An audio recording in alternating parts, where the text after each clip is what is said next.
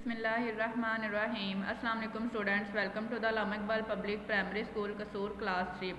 Students, आज हमारा science का लेक्चर नंबर 6 है और हमने क्वेश्चन नंबर 26 से स्टार्ट करना है। Why do clouds look white? Clouds कहते हैं बादलों को। बादल सफ़ेद क्यों नज़र आते हैं?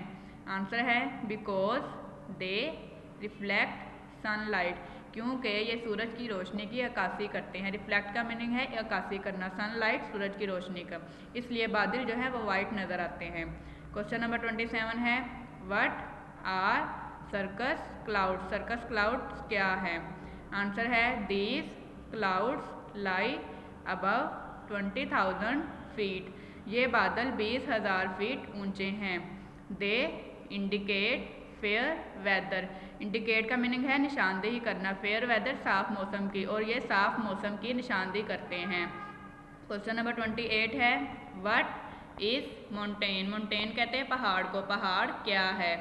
आंसर है a very high land is called mountain. बहुत बुलंद ज़मीन माउंटेन पहाड़ कहलाती है। क्वेश्चन नंबर 29 है what are plateau mountains? Plateau mountains क्या हैं? आंसर है these mountains are formed by erosion. Erosion कहते हैं कटाव को, फॉर्म्ड कहते हैं कायम करना, बनना।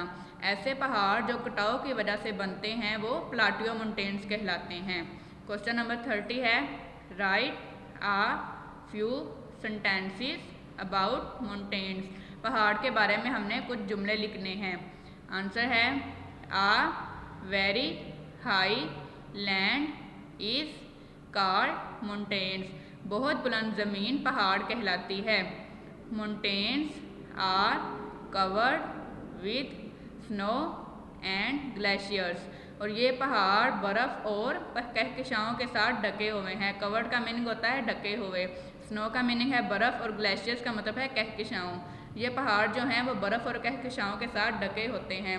ओके स्टूडेंट्स, आपके 30 क्वेश्चन कंप्लीट हो चुके हैं। अपना बहुत सारा ख्याल रखिएगा। अल्लाह हाफिज़।